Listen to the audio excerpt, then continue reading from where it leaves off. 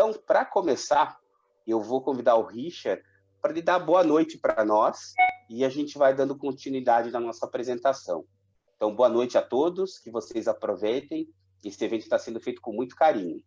Richard, é com você. Obrigado, Caio. Boa noite a todo mundo.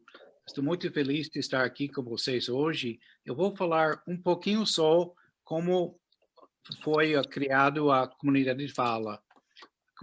Eu assisti um simpósio em Campinas em 2014 e numa tarde ele estava conversando sobre recovery, mas no final de contas eles disseram que nós não sabemos muito sobre recovery porque nós não sabemos as experiências dos usuários brasileiros em recovery. Então eu pensei, puxa, eu posso fazer uma ajuda disso. Eu voltei para os Estados Unidos e eu pensei, como eu posso coletar experiências de recovery entre os usuários brasileiros? E pensei de um programa que eu conheci muito bem nos Estados Unidos, se chama Em Nossa Própria Voz.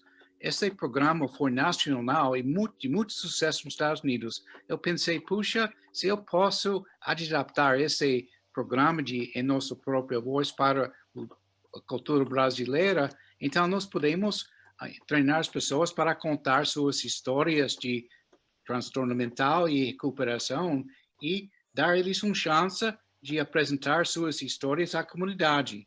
Então, eu voltei para o Brasil em 2015 e encontrei contato com a Cecília Velares, de São Paulo, e Dr. Marta de Noal, de Santa Maria. E nós recrutamos um grupo de usuários bem talentosos para fazer parte desses dois times, dessas duas equipes. Então, o começo de comunidade de fala foi assim. Então, depois de Santa Maria, nós treinamos um grupo no Rio e no ano passado um grupo lá de Salvador, na Bahia.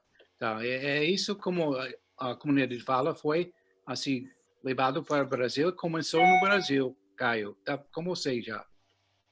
Legal, bacana. Obrigado, Richard. É sempre gostoso te ouvir e ouvir um pouco do seu sotaque.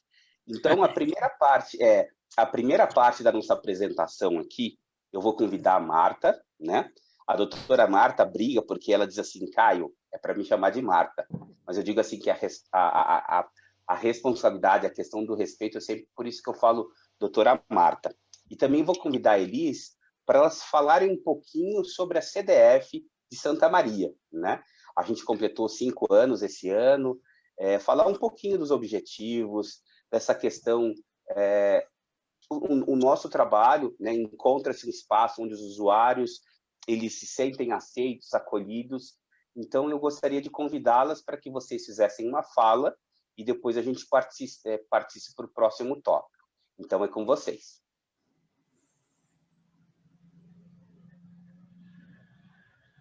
Boa noite para todo mundo, é um prazer estar aqui com vocês. E antes de falar sobre o CDF, eu fico sentindo a necessidade de trazer um pouquinho do conceito de recovery para quem está chegando pela primeira vez nessa discussão, né, nesse tema. Nós estamos com uma sala cheia aqui no Zoom, mas também possivelmente muitas pessoas estão nos assistindo no Facebook e são pessoas que vêm de diferentes lugares do país. Então, eu queria rapidamente poder conceituar um pouco essa noção do recovery. Na verdade, passamos em 2006, através do convite do Richard, num colóquio internacional sobre recovery, passamos um dia inteiro discutindo o conceito desse termo, né, a tradução de recovery para o Brasil. E para se ter ideia que não é um conceito simples, né? Ele não é simplesmente a tradução de recuperação, é bem mais profundo do que recuperar-se.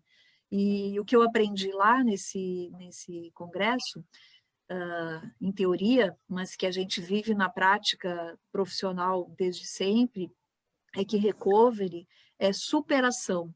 Superar é mais do que recuperar. Né? Eu acho que é importante a gente deixar essas noções aqui. E também, por lá se falou na expressão reconquista, que eu acho muito interessante. Reconquistar uma vida com qualidade, uma vida com sentido. Voltar a ter uma vida que traga bem-estar, que a pessoa possa viver a sua cidadania, a sua independência, a sua autonomia, independente de ainda ter algum sintoma ou ainda ter algum diagnóstico, né? Então, o recovery não é buscar o fim ou a cura de um processo patológico, não, é buscar o início de uma vida digna, ou a retomada de uma vida que por algum momento parou. Então, só para a gente poder incluir também, já que inclusão social é um dos elementos de recovery, a gente poder incluir todas as pessoas que estão chegando aqui, aquelas para quem eu estou falando algo que já conhecem e para quem está começando esse percurso de recovery. E falar um pouco do CDF, eu digo que é uma grande oportunidade que nós tivemos. Já conhecíamos o trabalho do Richard a partir das publicações dele, e então poder ter a oportunidade de trazê-lo aqui. Ele passou um mês conosco, selecionando, fazendo oficinas, capacitando usuários que já estavam em processo de superação, para poder, a partir então, passarem a ser palestrantes. Isso foi algo que fez muito sentido para nós, né? Nós já tínhamos a AFAB, que é uma associação que tem 23 anos, é uma associação de usuários. Ao longo da nossa mesa hoje, da nossa live, nós vamos passar o tempo todo falando de elementos de recovery, né? Talvez, para quem está chegando, não identifique, assim, didaticamente, quais são os elementos que a gente está tocando aqui. Mas associações, grupos, suporte de pares, né? Identificações com pessoas que têm as mesmas sensações, as mesmas vivências, é um dos elementos, ou são vários dos elementos do recovery. Então, talvez alguém termine de assistir essa fala, as nossas falas todas, e fique pensando, mas afinal, quais são os elementos? Tudo que a gente vai trazer aqui, provavelmente, pelo que já debatemos anteriormente entre os palestrantes, digamos assim, são elementos de recovery. E o Comunidade de Fala é a oportunidade de uma transformação social, de uma inovação. Por muitos anos, nós trabalhamos, eu sou militante da reforma psiquiátrica desde o tempo da faculdade, e trabalhamos sobre uma lógica da inclusão, do pertencimento, do protagonismo dos usuários, mas o Comunidade de Fala veio como um instrumento a mais. Eu diria que veio como uma tecnologia para a gente poder replicar com mais propriedade aquilo que a gente já acreditava e já fazia. E é interessante que ele tem uma efetividade de duas vias, no meu entender. O Comunidade de Fala é um espaço onde as pessoas com vivências em saúde mental, em sofrimento psíquico, fazem as suas narrativas, contam as suas histórias de vida. A princípio, isso funciona para romper com estigmas sociais, quebrar preconceitos, poder trazer uma educação em saúde para a população, para as pessoas que assistem. A segunda via, que eu acho magnífica desse projeto, é a via do papel terapêutico que o Comunidade de Fala tem para os próprios participantes. Né? O papel transformador no sentido de mudar o status das pessoas que iniciam esse percurso e que se familiarizam com ele, mesmo que depois até saiam. Né? A Cristina já teve essa vivência, que optou por sair. Nós também temos pessoas do nosso Comunidade de Fala inicialmente que já saíram, mas saíram porque estão por aí, estão recuperadas, estão promovendo outras atividades extremamente saudáveis nas suas vidas. Então, ter esse status de palestrante, de ativista, de uma pessoa que pode fazer uma transformação social, é algo que também é terapêutico. Além de fazer essa reflexão na sociedade, é um autoconhecimento, é um autocontrole, é a possibilidade de ressignificar suas experiências como algo de aprendizado, de maturidade. Então, eu sou encantada nesse projeto, né? E agora a gente vai trocar um pouco de figurinha com a Elis também. O Richard gostaria muito que a gente pudesse falar sobre a nossa trajetória, né, Elis?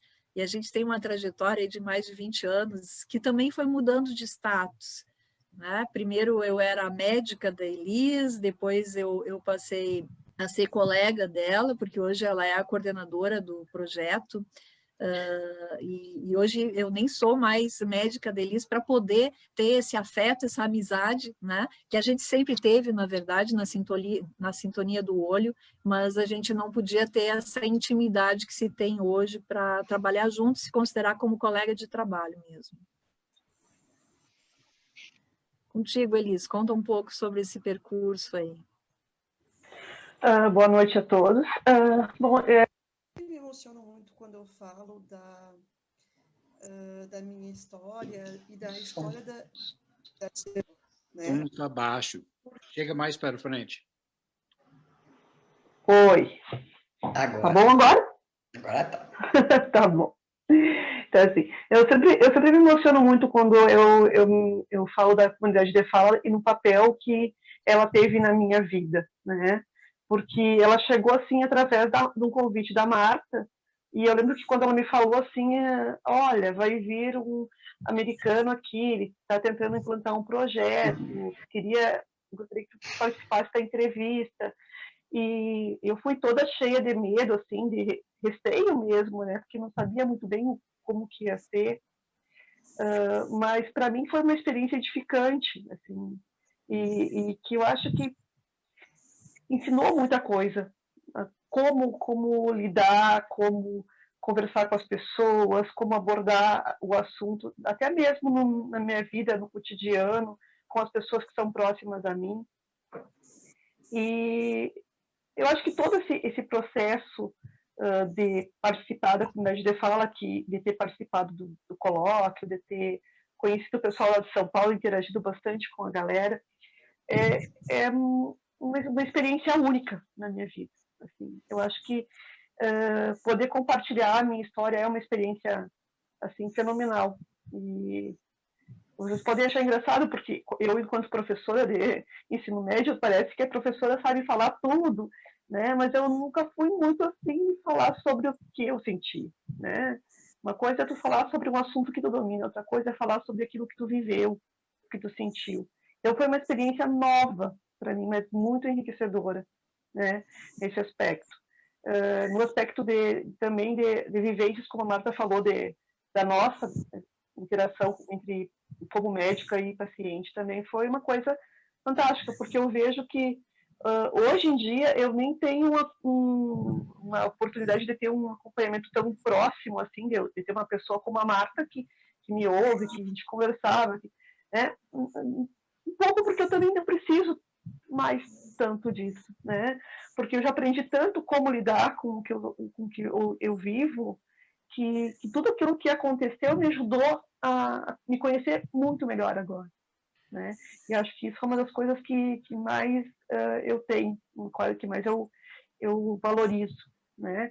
O poder estar bem agora e poder, com isso, ajudar as pessoas. Obrigado, Elis. Obrigado, Marta. Pessoal, interessante para Caio. Uma questão interessante para a gente deixar aqui, especialmente se tem profissionais nos assistindo, pessoas que estão iniciando sua atividade profissional, a importância da aliança terapêutica.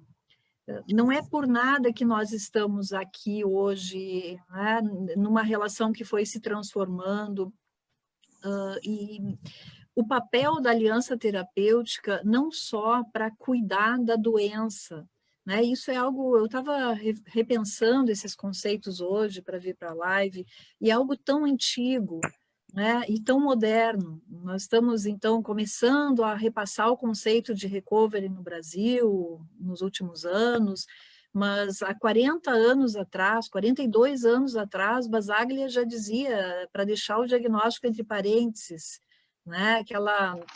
Aquele modelo biopsicossocial que eu estudei lá durante a faculdade, que depois foi mudando de nome também, né? A importância de cuidar da pessoa e não da doença. Então, eu acho que a aliança terapêutica, que o vínculo terapêutico, né? Ele é fundamental, a qualidade do vínculo. E para mim é essa a essência, né, de um tratamento que funcione. Ele pode ter medicação, pode não ter, pode ter uma psicoterapia individual, pode ser um suporte de pares num grupo de mútua ajuda, pode ser uma psicoterapia de grupo, atividade física, tem uma série de coisas que ajudam no tratamento, né? Mas poder ter um tratamento de confiança e que a pessoa possa se conhecer a partir dali, né? Acho que a partir dessa aliança terapêutica, eu falo do que eu também gosto muito de nominar, que é algo que eu conheci muito antes de existir o conceito, que é a clínica ampliada, que para mim é tudo a mesma coisa, né? É poder olhar a pessoa em todas as suas contingências, como é que ela está na qualidade de vida, como é que ela está morando, quais são as condições de trabalho, quais são as condições até de fazer a sua manutenção do tratamento. Sair daquela clínica degradada, né? A clínica sem vínculo, a clínica da medicalização, de baixar a cabeça e prescrever, a clínica do au-au, né? do au, encaminhamento para cá e para lá, sem uma linha de cuidado no tratamento. Então, acho que recovery também passa por um cuidado, né, que não é só a palavra tratamento, mas é um tratamento no sentido do conceito do BOF mesmo, de cuidado, né, de acompanhar em todas as instâncias que a pessoa está precisando. E isso, claro, que não é um vínculo com um profissional só, necessariamente, né? Às vezes sim, no nosso caso, o meu com a Elis foi, mas em muitos outros casos que eu acompanho, tem a parceria de toda uma equipe que está por perto, fazendo cada um o seu papel para que esse tratamento seja ampliado, que se olhe para a pessoa em todas as suas perspectivas. Obrigado, Ótimo. Marta. Se eu posso fazer mais alguma coisa, eu acho que o papel do profissional está um pouco mudado. Em vez de pensar que o profissional sabe melhor para o paciente, a gente pensa assim, qual são os objetivos do paciente, como que ele quer viver, como ele pode melhorar a vida dele. Então, é uma colaboração entre o profissional e o usuário para mudar para frente a vida do usuário, sabe? Uma vida mais ativa, mais social, mais, assim, realizada, sabe? Eu acho que a novidade é isso, que é uma colaboração entre as duas pessoas. E também é uma relação que o profissional pode criar totalmente grande, sabe? Isso que faz a diferença, né? É só isso. Se a gente for pensar, isso é moderno, mas nem tanto.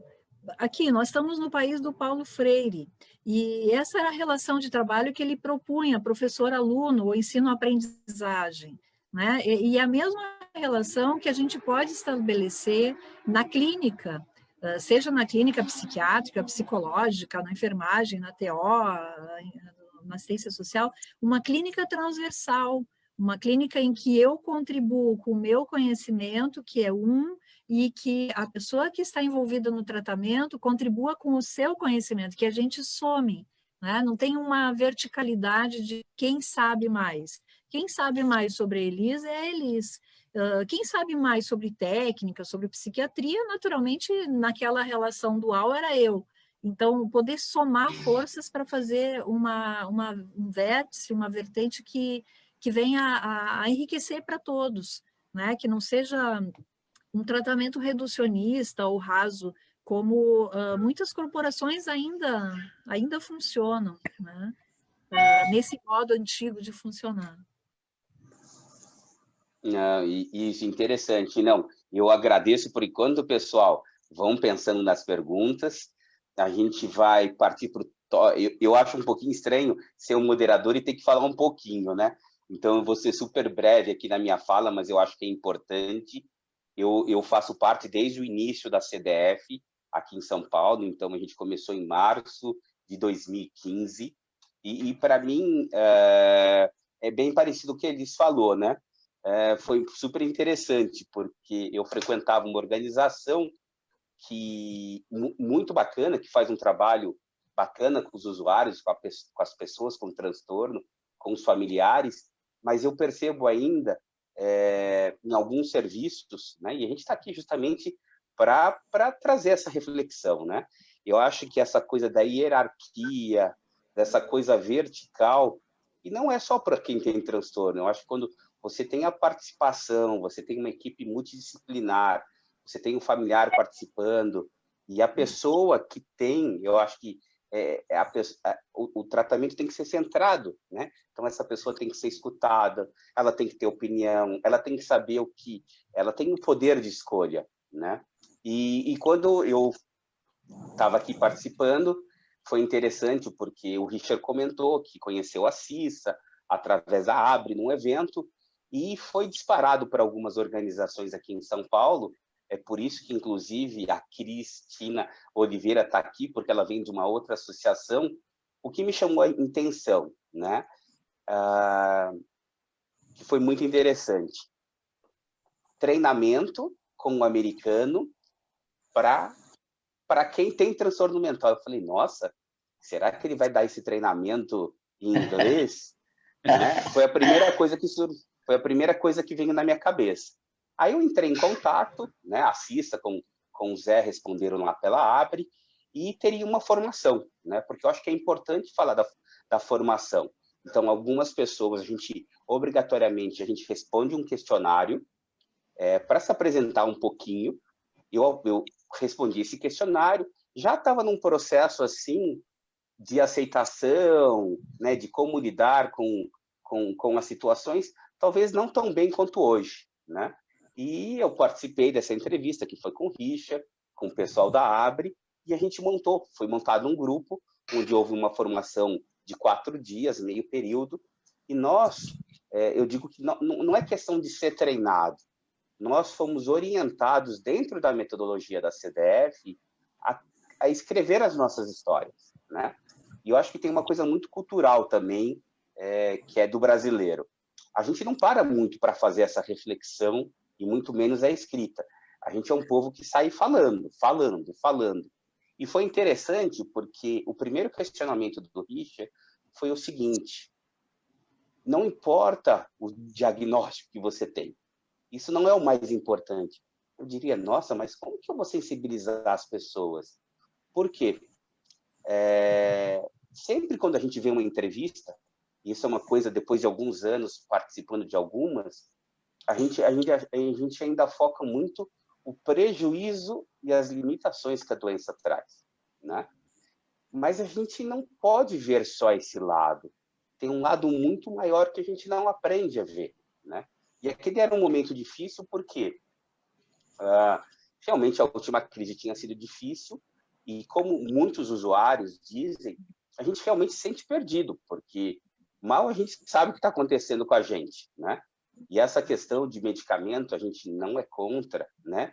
Mas quem tem que fazer isso é um profissional, e até então eu não tinha muita perspectiva. Eu fui para aquele treinamento, no começo eu achei estranho, porque eu disse assim, eu também tinha um preconceito, eu falei, o que eu estou fazendo com esse bando de louco aqui? Né? Eu falei, não, imagina, eu não quero ser identificado, né? E, gente, eu tive que quebrar o meu preconceito desde o primeiro dia, porque ali eu fui representado, eu fui abraçado, e principalmente, não importa o diagnóstico que você tem, se é 1, 2 ou 3, o importante é que aquele grupo está lá como apoio. E eu vi que nesse trabalho, quando a gente tem esses pares, a gente se sente pertencente a esse grupo, as coisas começam a mudar, e foi o que aconteceu comigo, né? Eu comecei a me sentir seguro, né? Talvez a questão de falar em público, para mim, não era o maior desafio. O maior desafio era construir uma história dentro desses tópicos, né? Que a apresentação tem, e como se tornar isso interessante. E esse exercício, e é um desafio até hoje, porque estar com vocês aqui para poder falar, obviamente que eu não sou o mesmo Caio de 5 anos atrás, né? E o fato de participar da CDF teve uma mudança significativa na minha vida. Primeiro, por essa questão da aceitação. Eu digo que a aceitação é uma coisa diária, né? Ah, mas a gente sabe. E eu, quando eu recebi meu diagnóstico, eu saí feliz, porque eu realmente tinha medo de estar louco, ou de assumir alguma coisa que eu não tinha feito, né? A gente sabe que algumas pessoas passam anos, ou talvez a vida, para aceitarem aquele diagnóstico, né? E o fato de conhecer esse grupo, de se sentir fortalecido, de ocupar o espaço, e, por exemplo, hoje eu tenho propriedade, eu não sou formado na área de saúde mental, eu sou administrador, mas eu digo que pela minha vivência, eu fui atrás de um conhecimento importante, né? Existe ainda, a gente não pode, temos profissionais assim, com uma visão mais aberta, como a gente tem a Marta aqui, a gente tem a Mônica e outras profissionais da área de saúde que nos acompanham, porque a gente sabe que não é fácil, né? Porque realmente a gente, em vários lugares, pode falar, Richard. Eu quero assentar alguma coisa que você falou, do seu pertencimento do grupo, as novas amizades que você fez. Isso também faz parte da comunidade de fala, essa amizade, esses laços que a gente faz, essa missão em comum para derrubar o estigma, para lutar contra o estigma, né? Mas a Cristina tinha uma experiência muito interessante lá em Brata, lá em São Paulo, sobre ajuda mútua e as outras coisas que aparecem através desse envolvimento com os usuários. Eu gostaria de ouvir um pouco de Cristina e sua experiência lá de Brata, porque é outra associação com a Abre que dá muito valor à ajuda mútua. Pode falar um pouco, Cristina? O Caio, você terminou, Caio, a sua colocação? Não, é justamente isso, Cris. Então, eu queria, só para complementar, que a partir do momento que eu participei da CDF, tive essas oportunidades, né, de galgar esse espaço, de poder falar mais com pessoas, de realmente ter esse grupo de apoio, ele foi muito importante, né? Então, essas foram as mudanças significativas que a CDF trouxe para mim. Aí, aproveitando a pergunta do Richard, Cris, eu te convido para você responder e para você contar um pouco da sua história para a gente. Então, vamos lá. Eu sou a Cristina. Boa noite para quem chegou depois, né? Já só iniciando, fazendo uma observação quando a Marta falou, né? A Cristina saiu da comunidade de fala. Eu só saí porque eu me mudei de cidade e ficou muito difícil ir do interior para São Paulo, senão eu estaria lá, porque eu acho que é fundamental esse trabalho que a comunidade de fala faz, e a beleza que foi uma coisa importante que você falou, Marta, a importância que a gente transmite a esperança para os outros, para o público, e a importância para nós, para o interno. Mas antes de falar sobre a comunidade de fala, eu acho importante fazer essa situação que o Richard lembrou, do papel que teve uma outra associação, né? Vejam, eu acho que só quem tem uma doença mental é capaz de entender esse baque que tem na gente quando se chega a um diagnóstico, quando a gente descobre que aquele desassossego, aquela coisa errada que estava lá, estava tudo incomodando, tem um diagnóstico, tem um fator, é uma doença mental. É muito intenso, é muito forte. Em determinados momentos, quando você descobre que você tem essa doença, numa crise, é pior ainda, porque você perde o chão, o que você vai fazer, como fazer. Eu me sinto privilegiada, porque eu tive tanto a psicóloga e principalmente a psiquiatra, com essa visão que a Marta tem, que é de me ver como um todo. A minha psiquiatra me sacudiu e disse que eu iria definhar, morrer, se eu não conseguisse sair desse núcleo de desespero. Eu tinha que me informar, eu tinha que saber o que estava acontecendo e, principalmente, socializar, ter contatos, né? Participar de uma associação, essa visão que ela tinha, me insistiu muito. Eu sou obrigada a confessar para vocês, envergonhada, que eu custei a entrar na Abrata, porque eu achava que eu ia fazer tricô, crochê e ia ser muito chato. Que era aquela coisa assim, que eu tinha de uma visão do fundo da igreja fazendo um ato benemérito. Eu não estava entendendo o que era uma associação, né, como a Abrata. Fui, no primeiro dia que eu fui para participar, que eles chamam dos grupos de ajuda mútua, é um encontro de pessoas, né? A Abrata é uma associação de familiares, amigos e portadores de transtornos afetivos, que são transtornos do humor, que é a depressão e a bipolaridade. Eu fui para lá sem saber o que ia encontrar. E é impressionante quando eu me dei conta que eu me senti em casa. As pessoas derrubavam o café porque a mão delas também tremiam por causa do que muitas tomavam lítio, um ou outro remédio. A gente tremia a mão, a gente se esquecia das coisas, a gente começou a dar risada em conjunto, éramos um conjunto de pessoas. E aí que é além da questão da informação, de saber o que é o diagnóstico, de saber sobre a medicação, era a troca entre os iguais, era um amparando o outro com as suas experiências. Então, a Abrata, que eu trabalhei como voluntária, eu me encantei com o trabalho voluntário da Abrata, trabalhei por mais de 12 anos, participei ativamente da diretoria, fui presidente da Abrata. Essa coisa que o Caio também estava falando do pertencer a alguma coisa, do estar junto. Então, a beleza que foi para minha recuperação como pessoa, eu não consegui voltar para o meu trabalho, eu tinha uma agência de viagens e eventos, não dava, eu não falava, eu tremia, a autoestima estava no pé, eu deixei de ser gente. E de repente, na Abrata, com aquelas pessoas, com aquela troca, com aquele apoio mútuo, a autoestima voltou. Eu comecei a voltar a ser gente, eu comecei a criar coisas, eu comecei a falar em público, porque eu tinha medo de falar em público. Eu comecei a dar risada, se eu esquecia, vamos lá, vamos anotar. Eu estou aqui com um bando de coisinhas anotadas, faz parte da minha realidade. Então, assumir isso, esse pertencer a alguma coisa foi muito importante. Essa foi a minha experiência que eu tive nessa associação.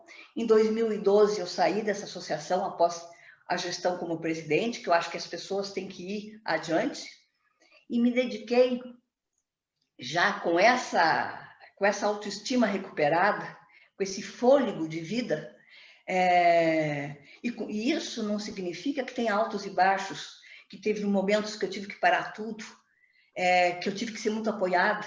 Isso é uma coisa importante que o Richard, inclusive, fala muito, e é muito interessante, faz uma parte muito importante da minha vida, o apoio da família, meu marido e os meus filhos. Agora, é muito importante também saber que tipo de apoio, isso me fez bem para seguir adiante, que depois eu falo que foi seguir adiante, mas eu faço um parêntese com a questão do apoio. Que tipo de apoio?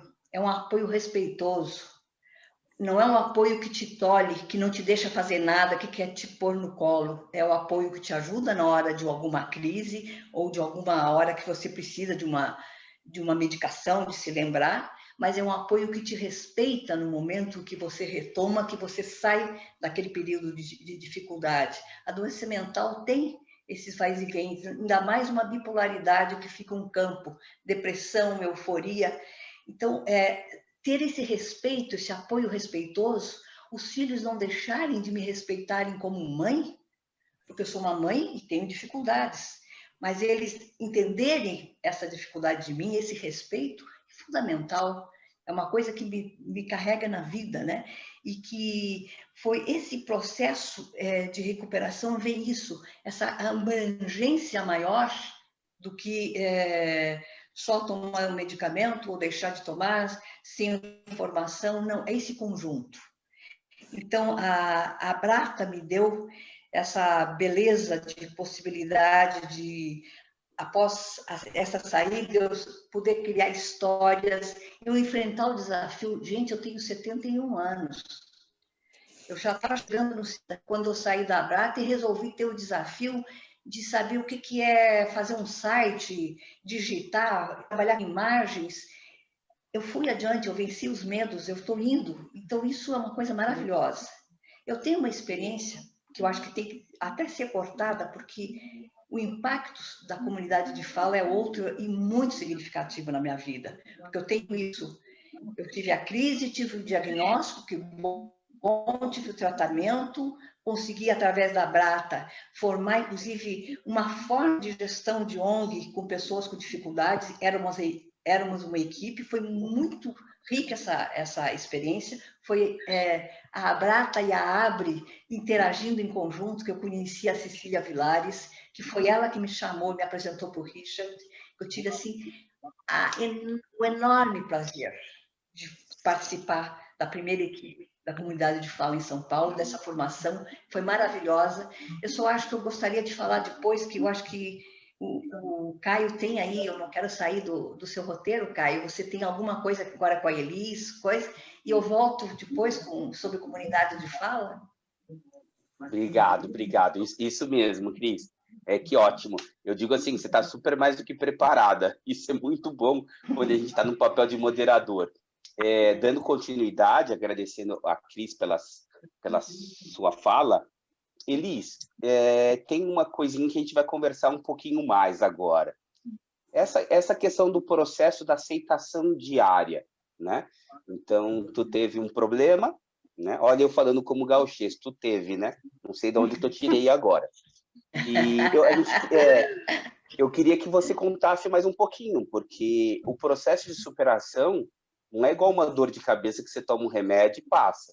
Ele é contínuo. Então, conta um pouquinho para a gente sobre o seu processo de aceitação. E o que você faz no dia a dia, por favor. Bom, todo esse processo de aceitação foi...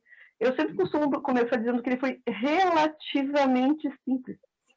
Relativamente simples até um certo momento, né? Que é o aceitar o diagnóstico. Tá, agora tu tem esse diagnóstico. O que nós vamos fazer? Nós vamos fazer isso, nós vamos fazer isso. Tudo bem. Aceitar o diagnóstico é tranquilo. Foi assim, de certa forma, libertador, né? Porque tu descobre o que te faz sobre daquele jeito, por que tu tinha aquelas atitudes, aquelas tristezas, tudo aquilo que eu não sabia por quê, né? Eu passei a entender. Esse foi a parte fácil, né? A parte difícil foi que, como tu falaste, assim, a impressão que a gente tem em relação a qualquer doença é o fato de que a gente toma uma medicação, melhora e deu, né? Então, tu não precisa mais de nenhuma manutenção. E eu descobri que não é assim, né? Que vai ter dias que tu vai estar super bem e vai ter dias que tu não vai estar, né? E o que eu vou fazer nesses dias que tu não vai estar? Como que tu vai agir? O que tu vai fazer para mudar isso, né? Então, assim, eu lembro que eu tive muita resistência, por exemplo, ao uso de medicação. Eu sou daquelas pessoas que moravam numa cidade pequena, as pessoas diziam que quem tomava esse tipo de medicação para doença mental era louco, né? Então, assim, louco é um selo, como a gente diz, que ninguém quer ser. Ninguém quer ser chamado de louco, ninguém quer ser visto como uma pessoa desequilibrada. Então, eu acho que um pouco dessa resistência é isso, né? É que ter que tomar medicação, para mim, foi uma das coisas mais complicadas que eu lembro, sabe? E hoje em dia não é mais um problema para mim. Eu acho que hoje em dia chegou um dado momento em que eu percebi que, bom, é isso mesmo, tem que fazer, né? Mas isso foi depois de 2012, depois de me deu uma crise gigantesca, que eu fiquei muito, muito mal, né? Que eu tive anorexia junto, que eu esqueci as coisas, que eu perdi muito da minha identidade como pessoa nesse momento. E foi também a época da minha primeira e única internação, que também não é uma coisa fácil de aceitar, né? Aceitar que tu precisa ser internado para o teu próprio bem, né? E por mais que tu entenda isso, ainda assim não é fácil de aceitar, né? Hoje em dia eu lido mais tranquilamente com o meu dia a dia com isso. Tem momentos que eu fico extremamente triste, fechada, coisas que me machucam, como perder pessoas que eu gosto. Eu perdi alunos, eu perdi pessoas que eu convivi, e isso me deixa muito doída, né? Muito doída, assim, eu tenho que respirar fundo. Esse momento de pandemia também foi extremamente difícil, está sendo, assim, muito complicado para mim, de não poder trabalhar com os meus alunos. Então, esse afastamento, né, é uma coisa que é difícil de lidar. Tem dias que eu penso, só quero dormir hoje, mas eu lembro, não dá para ser assim. Aí, vou fazer alguma coisa que me levante um pouco, vou ler um livro, vou escrever, né? E aí as coisas aos poucos elas vão passando, né? Eu acho que tem todo um momento em que tu aprende a lidar com isso, é o momento que tu conhece como cada funcionamento teu, né? Então, tu sabe que se tu, por exemplo, não tá dormindo direito, alguma coisa tá estranha, precisa melhorar ali. Se tu tá muito ansioso, tem que fazer alguma coisa. Tô muito ansiosa, vou parar agora e vou ficar um tempo sem fazer nada, vou tentar meditar, vou tentar ficar ali o mais tranquila possível, vou ouvir uma música. Então, várias coisas, vários mecanismos que a gente pode usar que me ajudaram nesse inteirinho a aceitar que é assim, que é como diz uma amiga minha, que ela sempre usa essa analogia, eu vou usar aqui, com a licença dela, a Janine sempre diz que ter um transtorno mental é matar um leão por dia. E eu acho que é isso mesmo, a gente mata um leão por dia.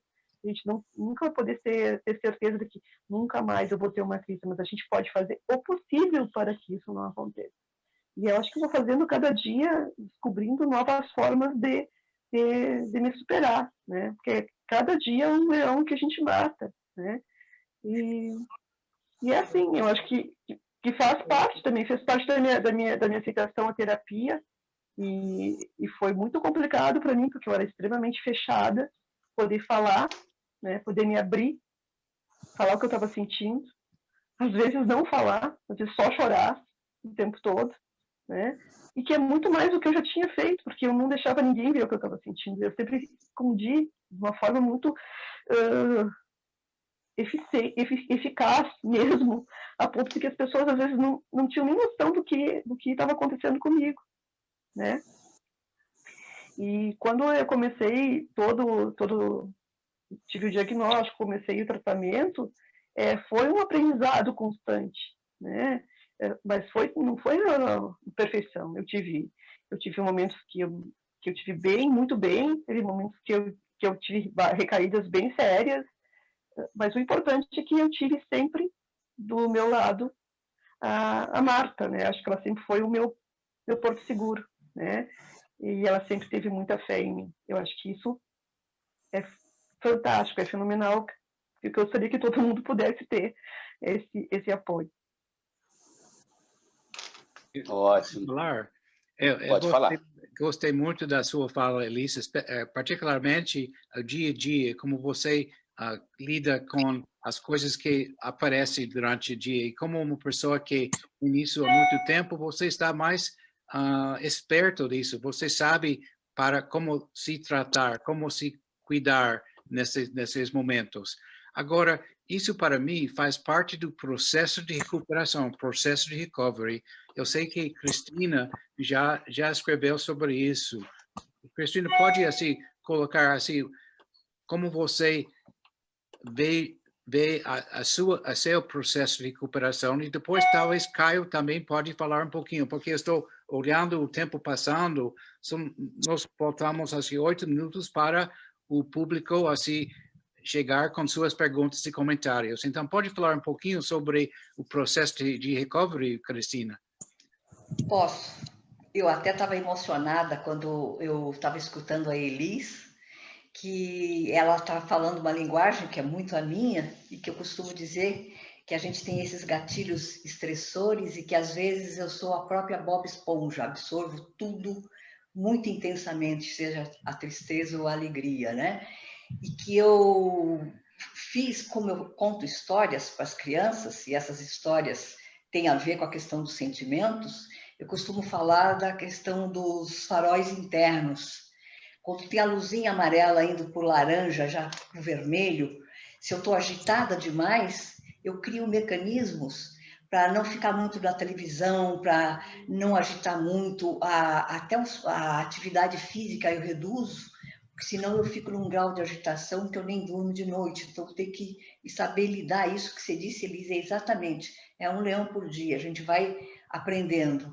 Se eu estou muito triste, e para mim, o gatilho estressor, o farol interno, é quando fica difícil ir tomar banho. Eu fico enrolando, putz, aí vem tudo um cansaço. Aí eu crio metas para de manhã, metas para de tarde, enfim. Eu faço esse tipo de coisa cuidando para lidar no dia a dia com isso. Agora, Richard e Caio, eu não sei se eu posso falar agora que, para mim, recuperação tem a ver com a experiência que eu tive em 2015 com a CDF. Eu posso falar rapidamente já, então? Pode sim. Não, e é importante, porque essa nossa última parte, a gente justamente, eu vou fazer o convite para você e para a Elis, né? Podemos começar com você, dessa questão do sujeito da própria história, né? Porque a Elis traz essa importância do autocuidado, que foi discutido e foi falado, né? De saber que a gente vai ter momentos bons e ruins. E beleza, a vida vai passar. Então, convido você, Cris, para falar um pouquinho sobre o sujeito da minha própria história e depois eles para falar um pouquinho também, por favor. Na continuidade daquela história, naquela narrativa em que eu estive na Abrata, adquiri uma experiência e comecei a escrever histórias infantis, justamente para crianças com dificuldades, né?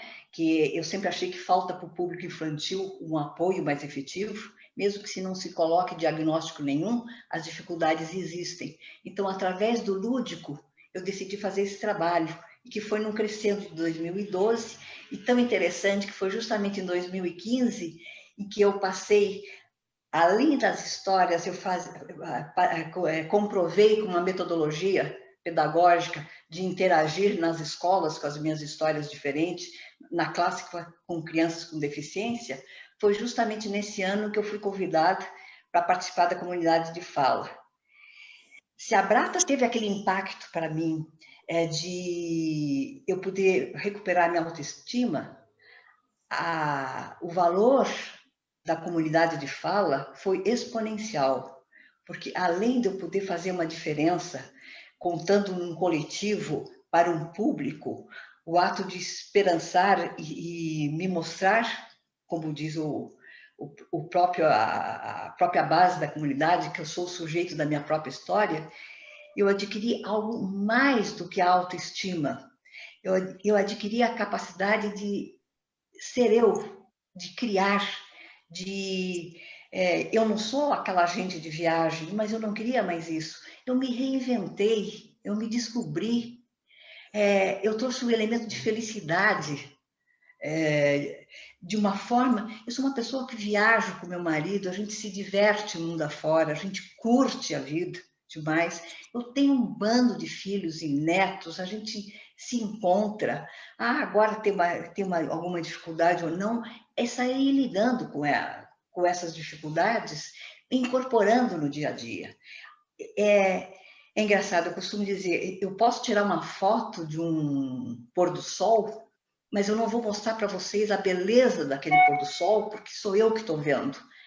A comunidade de fala, para mim, tem esse impacto. Eu voltei a ser aliás, eu descobri uma Cristina incrível. Eu comecei a escrever das histórias pequenas para as crianças, eu precisei aumentar para um público maior de professores e cuidadores essa metodologia dessas histórias lúdicas de ajudar as crianças com dificuldades. Aí eu resolvi escrever um livro, alguma coisa simples para explicar o porquê das histórias diferentes. Gente, eu me descobri escritora, eu estou amando. Esse é o primeiro livro, está na editora já. É o primeiro livro de uma série, com certeza. Flui. Não fluía isso.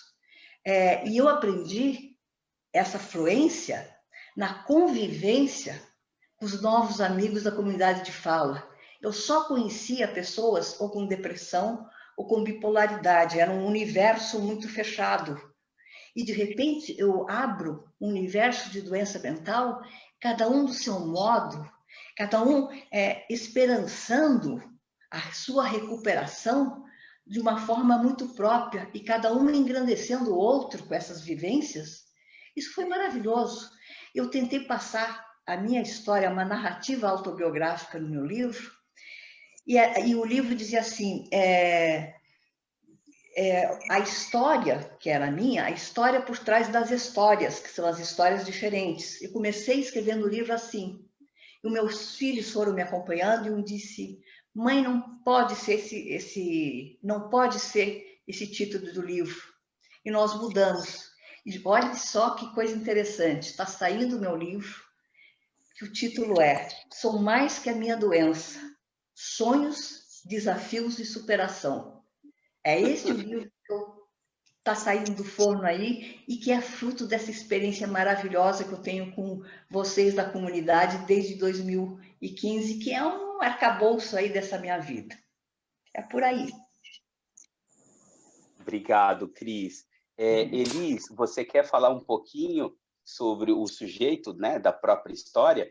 Falar um pouquinho sobre você, por favor?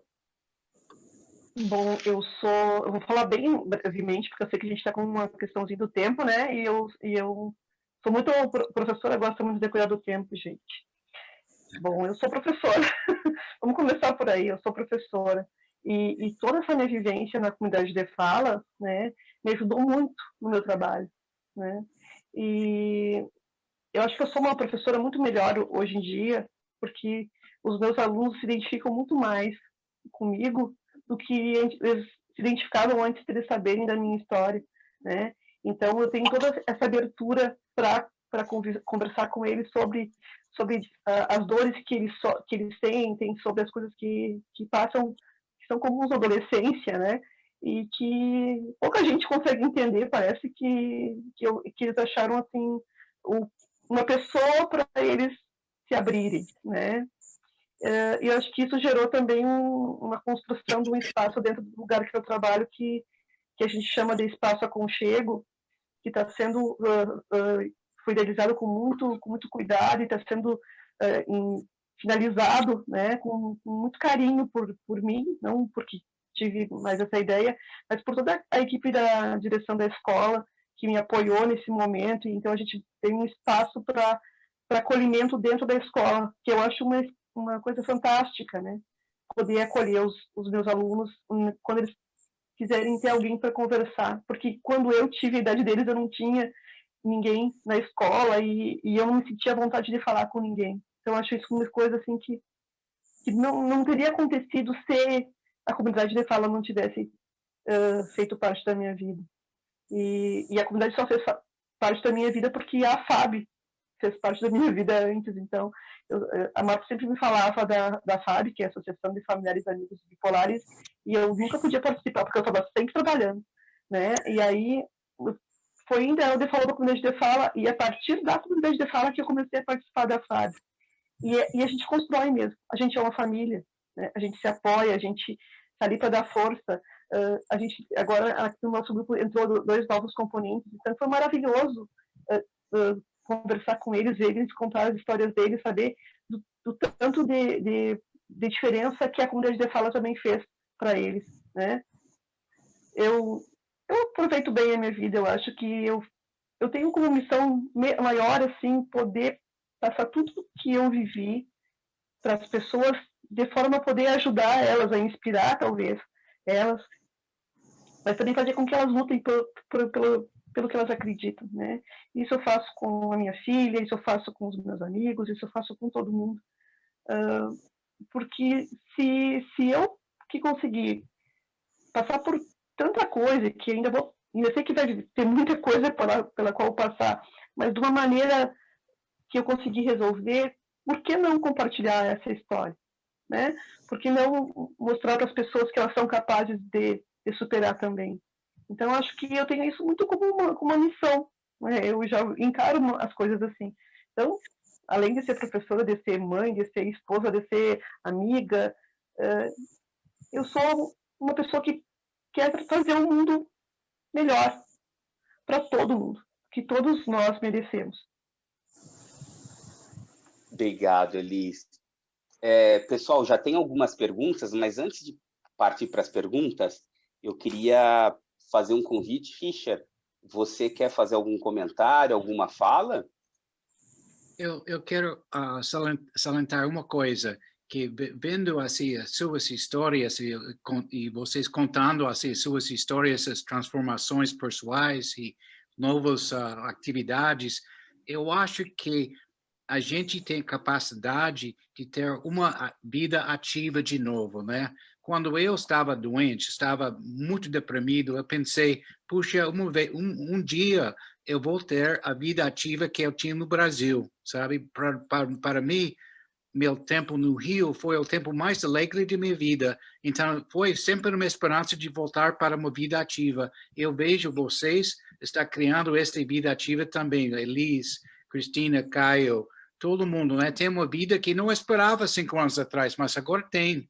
Isso é a esperança do recovery, não é? Que todo mundo é capaz de mudar, de avançar, de ter uma vida de sua escolha, né? Eu acho que é isso mesmo que é a recovery, não é? E a gente, assim, está dando nossas histórias, nossas vidas para dar esperança aos outros que podem fazer isso também. É só isso, Caio. Obrigado, Richard. Não, é justamente isso, é o que a gente sempre fala, né? Nas nossas narrativas é sempre uma história pessoal narrada em primeira pessoa, né? Mas a gente acredita muito no trabalho da CDF, em outros trabalhos também, que a partir do momento que a gente faz parte desse grupo, a mudança é significativa, né? Então, a Cris teve a oportunidade de ficar com a gente por volta de 1 ano e meio, 2 anos. A nossa amiga Eli está desde o começo, eu também estou desde o começo, mas a gente sempre se preocupa dessa renovação dentro da comunidade de fala. Eu tenho algumas perguntas que eu já recebi aqui, já fui escrevendo. A primeira que eu vou fazer é para Elis, né? Elis, pela sua fala, as pessoas no seu trabalho sabem sobre o seu diagnóstico. Primeira pergunta, se todos sabem, se eles aceitam e se em algum momento você já sofreu preconceito por causa do teu diagnóstico. Você pode contar para a gente? Sim, bom, no meu trabalho, no início, antes de eu fazer parte da comunidade de fala, poucas pessoas sabiam do diagnóstico, né? Porque também a gente, não por receio, não porque eu tivesse nenhuma vergonha de falar, mas é que, tipo, tem coisas que eu era muito na minha, então eu ficava assim, quem era mais próximo, tem algumas colegas que são amigas minhas, sabiam, até porque acontecia, às vezes, eu não tá legal, e até alguns alunos também que eram mais próximos sabiam, mas não era uma coisa assim aberta, não era uma coisa que todas as pessoas sabiam. Aí eu entrei para a comunidade de fala. O que aconteceu? Eu acho que em seguida teve uma campanha de Setembro Amarelo e teve uma reportagem do jornal local de Santa Maria, e eles me entrevistaram antes, que a Carolina Carvalho, que era jornalista, me entrevistou e fez uma entrevista belíssima. Assim. E ela era uma pessoa muito carismática e tal. E aí eu pude falar um pouco sobre tudo, sobre a minha história e tal. Só que aí meus alunos todos ficaram sabendo, né? E foi surpresa para mim, porque eles ficaram assim identificados. Eu acho que a expressão, a palavra foi essa. Eles se identificaram, eles passaram a me ver como uma pessoa. Porque até então, aluno tem muito isso com o professor, de ver o professor como uma pessoa que não é igual a ele, que é uma pessoa superior, que é uma pessoa que não tem problema nenhum. Que, como eu digo para eles, mora dentro de um armário e sai lá do armário para dar aula para eles e volta para o armário, né? Os alunos têm essa coisa, como se eu não tivesse visto. E a partir daquele momento eles perceberam que eu tinha uma vida, que eu tinha problemas, que eu passei por muitas coisas que eles também de alguma forma passaram. Isso foi muito, muito bonito, assim. A nossa relação, minha e dos alunos, mudou da água para o vinho depois daquele momento. É outra coisa hoje em dia, sabe? Eu tenho até mesmo, acho que a pandemia deixou essa coisa assim, porque eu acompanho todos eles, eu recebo chamada no WhatsApp meia-noite, Sora, não estou conseguindo dormir, Sora, não sei o que, está acontecendo isso, está acontecendo aquilo, e converso, e acompanho eles. Então, assim, eu me aproximei muito mais deles. Se eu sofri algum tipo de preconceito, uma vez sim. Não foi uma das experiências mais agradáveis, mas não porque eu me senti diminuída ou coisa assim. Era uma colega minha da época e ela tinha alguns problemas, que eu acho que ela que tinha alguns problemas. E aí, com os alunos, eu não sei o que ela falou para os alunos, e ela disse que a expressão que ela usou é que eu era uma pessoa surtada. Eu era uma pessoa surtada. E como isso aconteceu antes deles saberem do que eu tinha, pouco tempo antes, tiveram um certo estranhamento de, tá, mas o que aconteceu com a professora e tal, né? Mas esse foi um momento bem rápido, assim, tanto que eu fiquei muito mais chateada com ela, né, do que com os alunos, porque eles não sabiam. No momento que eles souberam, para eles foi super tranquilo. E claro, né, acho que todos nós já ouvimos aquela historinha de isso aí é falta do que fazer, isso aí é falta de uma religião, isso aí é falta... Essas coisas que as pessoas falam como se fosse uma escolha a gente ter um transtorno mental, né? Como tipo assim, eu não estou fazendo nada mesmo, então, eu vou ter uma depressão, vou sofrer um pouquinho porque a minha vida está muito calma, sabe? Isso eu ouvi bastante e hoje em dia eu brinco com as pessoas, que nem tu, hoje eu estou com vontade de ter diabetes, vou ter uma diabetes para completar o meu dia. Ninguém quer. Né? Ninguém quer. Mas a gente tem que aceitar que tem. Pronto. Então, hoje em dia, eu acho que é uma coisa bem tranquila. Assim. Legal, Liz. Obrigado. Tem uma outra pergunta aqui. Só uma colocação.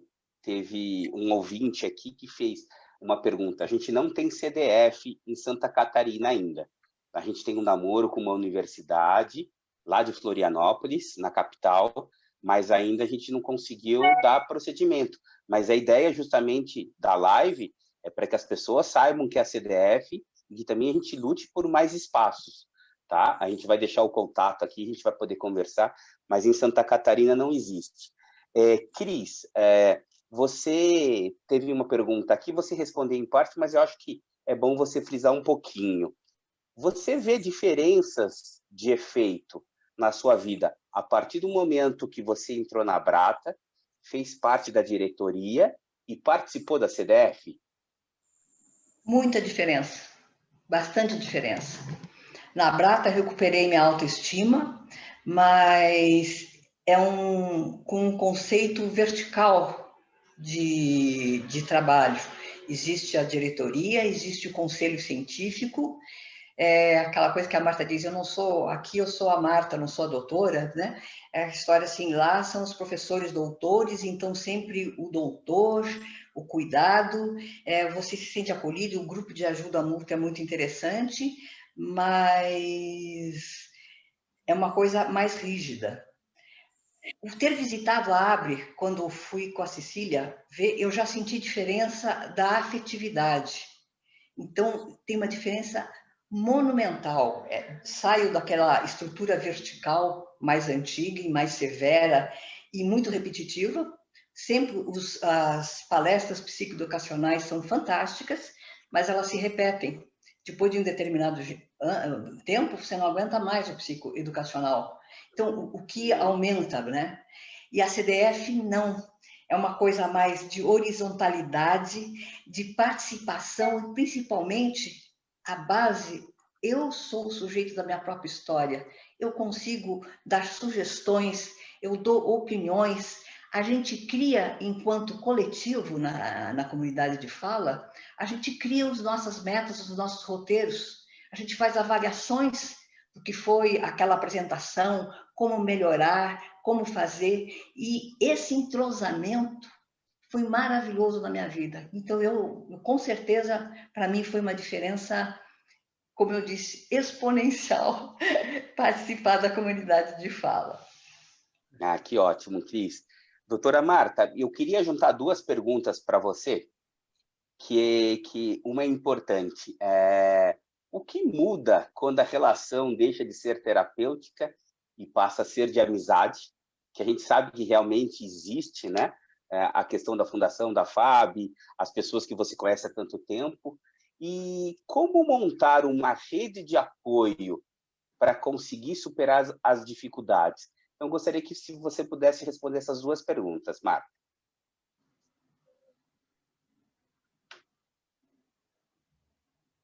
E, Marta, você está por aí? É que eu não estou conseguindo ver todas as telinhas. Oi? Está me ouvindo? Estou, agora sim, doutora. Tá. Então, gostaria que a Elisa ajudasse a responder essa primeira pergunta, porque é uma pergunta que tem que ser respondida a dois, né? Não tem como só eu.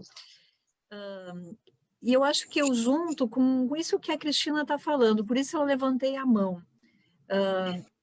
Tem uma coisa muito interessante que eu fui me dando conta ao longo da minha profissão. O Eduardo Mourão Vasconcelos, que é alguém que eu acho que não está aqui hoje, mas que tem tudo a ver com o que está acontecendo aqui hoje, né? Foi uma das pessoas que trouxe o conceito de recovery para o Brasil, é um parceiro muito antigo do Richard, foi a partir de um livro que eles publicaram juntos que eu conheci o Richard, e o Eduardo foi banca da minha dissertação de mestrado. E ele me fez uma crítica, após a leitura do texto, que eu tinha que decidir para que lado que eu ia. Porque eu trabalhei o papel de uma associação no tratamento e na trajetória de vida dos seus sócios. E aí, a FAB, ela iniciou com psicoeducação, né? A gente fazia muito psicoeducação e faz até hoje. Esse trabalho de educação em saúde para a pessoa poder aprender como lidar com as suas contingências, com os sintomas, como se conhecer, como identificar precocemente, como não entrar em crise, tudo isso. Mas, ao mesmo tempo, como eu falei, eu tenho um percurso que é muito forte dentro de mim, que é desde a faculdade mesmo, do modelo da reforma psiquiátrica. Então, na FAB, tem psicoeducação, tanto que depois a gente acabou mudando de nome, né? Agora nos últimos 5 anos, é Espaço Nise da Silveira e a FAB. Por quê? Porque tem esse olhar niseriano, tem esse olhar humanista desde o início da associação. A gente não está lá só para educar as pessoas para a doença, né? Ou para o tratamento. E isso na minha dissertação ficou muito interessante. Eu fiquei muito desacomodada, muito inquieta com aquela crítica do Eduardo e pensei muito sobre ela, foi muito rica. E para explicar para ele, para mim mesma, né, que existe a psicoeducação, a gente trabalha com isso, mas existe também essa questão que eu vou resumir aqui na transversalidade, né, que a gente poderia resumir como humanismo ou como uma visão de um modelo da reforma psiquiátrica que enxerga o outro como alguém diferente de mim, mas alguém como eu. Né? Então, quando a Cristina falou dessa diferença, a FAB sempre foi essas duas coisas. E isso parece um pouco contraditório. Né? É muito interessante, porque para a corporação, para a minha corporação aos psiquiatras, eu sou uma pessoa que trabalho eu dou carona para o usuário, né? Isso foi uma crítica que eu recebi há muitos anos atrás, que, poxa, eu saio de um grupo, tem 5 pessoas que vão para o centro e eu tenho 4 lugares no meu carro, por que eu não vou oferecer carona? Né? Então, que eu me misturava com as pessoas, que é o modelo da reforma. Sim, a reforma psiquiátrica sai a passear com os usuários, isso não é problema, né? Em horário de trabalho, a gente faz passeios integrativos enfim, isso é terapêutico. Na corporação, enfim, ou no lado da reforma psiquiátrica, existe a crítica de que a gente trabalha com psicoeducação. Eu medico, né, eu prescrevo, eu ajudo as pessoas a compreender que elas têm um diagnóstico e como que elas precisam lidar com ele. Então, o que pode ser uma crítica muito ferrenha para alguns lados, para mim é uma síntese. Eu não sei se é o mais certo ou não, mas eu entendo que é o único jeito que eu sei fazer, essa síntese de juntar o que as pessoas precisam. Elas precisam de ter um diagnóstico, de ter uma compreensão do que elas têm? Sim, me parece que sim, mas não é só isso. Não é só educar para a doença. E na dissertação, uma das categorias que apareceram a partir das entrevistas foi a aprendizagem em relação a habilidades para a vida. Isso me deixou muito feliz, né? Como uma associação pode ensinar as pessoas a se relacionarem melhor, a poder interagirem, né? Fazer as suas relações interpessoais, as suas relações, inclusive de autoridade. Está aqui o nosso novo presidente da associação, e ele conta uma passagem de uma vez que alguém me fez uma pergunta um tanto crítica, assim, numa das reuniões nossas da associação, e que eu respondi numa boa, né? E ele ficou muito surpreso, assim, mas dá para questionar médico aqui, né? E foi ótima aquela questão que ele trouxe, porque claro que dá para questionar o médico, né? E a partir daí ele também fez o seu processo de empoderamento, a partir daí ele fez a sua primeira viagem para um congresso em São Paulo e teve lá falando numa mesa redonda com pessoas super respeitadas do mundo todo. Então, é uma lógica diferente, que junta a questão biológica com a questão psicossocial, do recovery, para colocar no contexto de hoje. Deixa eu dar louco para falar aí com a gente também, deixa eu passar a palavra para ele. Eu acho interessante as associações como a FAB e a ABRE e parece a Brato também.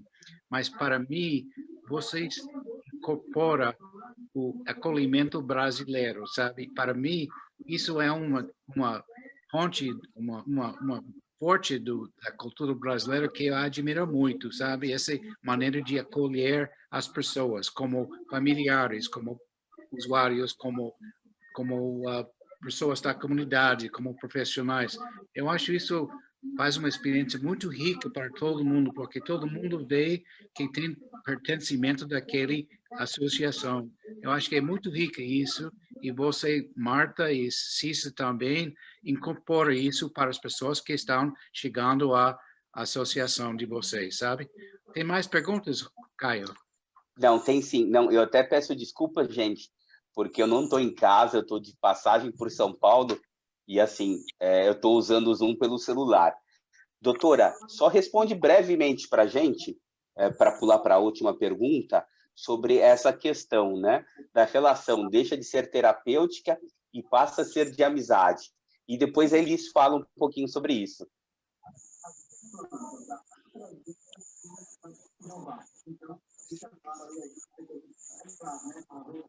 Tem alguém que é uma questão individual de cada profissional, né?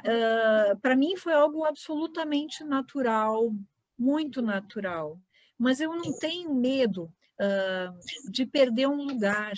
Isso sempre foi o meu jeito de funcionar, né? Para bem e para mal, talvez, na minha vida, né? Quando tu me chama de doutora, eu digo, não sou doutora, eu não fiz doutorado por uma escolha, né? Poderia ter seguido esse rumo, poderia ser bom também, mas eu vou te responder por uma passagem que me deixou muito feliz no Comunidade de Fala. Uma ocasião, a gente passou por uma palestra, a gente estava indo fazer uma palestra com o pessoal da enfermagem, e cheguei eu e os dois palestrantes, que eu acho até que era a Elisa, não tenho bem certeza se era a Elisa e o Alex naquele dia. E, bem, aí houve um zoom, enquanto a gente estava chegando, se colocando o banner do projeto, sentando por lá, a gente viu que houve um movimento entre os alunos e eles perguntaram para a sua professora quem é a psiquiatra e quem são os pacientes. E aí, felizmente, a professora teve a presença, né, a perspicácia de me passar essa questão. E aí eu coloquei, a gente fez um fechamento sobre isso ao final. Eu fiquei muito feliz, eu acho que foi o principal elogio que eu recebi até hoje, em termos da Comunidade de Fala. Porque logo no início da minha carreira, eu tive uma capacitação com uma colega, uma psicóloga, alguém mais experiente que eu na época, que dizia que um critério de qualidade do serviço é quando os usuários começam a se misturar, ou não dá para perceber quem é profissional e quem é paciente. Então, naquele momento, aquela pergunta que para os alunos era muito intrigante, assim, estava todo mundo direitinho, né? Todo mundo penteado, bem vestido, ninguém com cara de doente, como tem que ser, né?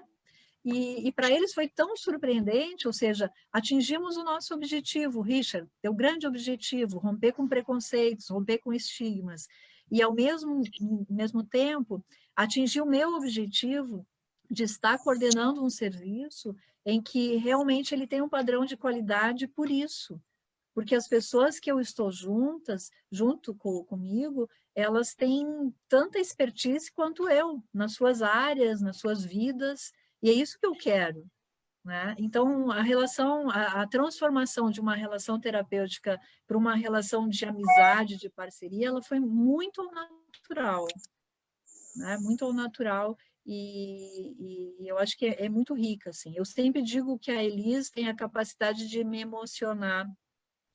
Talvez eu nunca contei isso, certamente eu nunca contei isso em público, mas a Elis foi a primeira de muito poucas pessoas que me fizeram chorar no meio de uma sessão de psicoterapia. Eu estava tão sintonizada com ela que no momento que ela me contou algo da vida dela, eu chorei junto, né? Não me despedacei chorando, mas eu não podia não sentir o que ela estava me contando.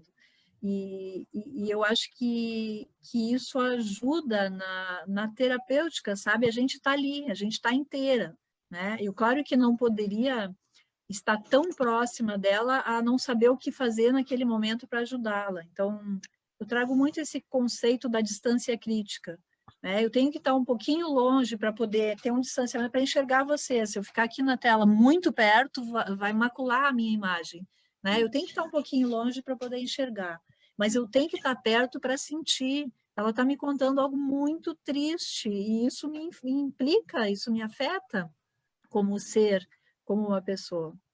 E vou contar aqui também que algumas vivências que a Elis passou na vida dela, posteriormente eu vivi na minha vida pessoal. E foi muito importante ter lembrado de como que nós trabalhamos aquela questão para poder me ajudar como eu trabalharia a questão quando eu estava passando por ela. Então, eu não tenho constrangimento nenhum de dizer. Claro que numa reunião em que eu estivesse abordando esse assunto com pessoas que trabalham numa loja estritamente biomédica, eu não falaria isso, né? Porque isso pode ser criticado, mas eu não acho que isso seja motivo de crítica. Isso ajuda na minha sintonia, no meu trabalho. Então, mas eu queria ouvir a Elis também nesse sentido.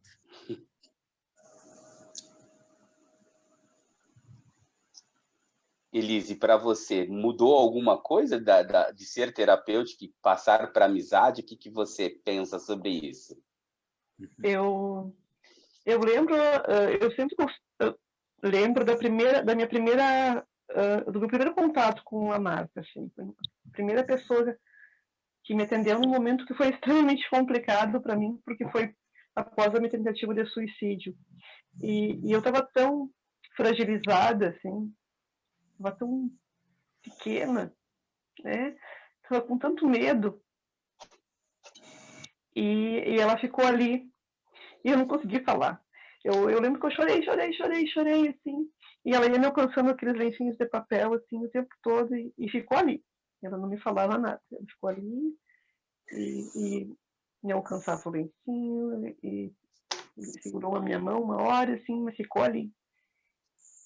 No final ela disse bem assim, se tu quiser, na próxima vez pode ser outra pessoa para te atender. Eu não consegui falar nada. Durante a única coisa que eu lembro que eu falei para ela no final foi, não, eu não quero outra pessoa. E acho que com uma certeza, assim, de que assim, ia ser uma coisa diferente. Eu sempre digo que eu tenho sorte, porque não é todo mundo que tem alguém assim, sabe? Que tem toda a paciência deste mundo. Eu não fui uma paciente fácil, eu fui uma paciente um tanto quanto impaciente, sabe?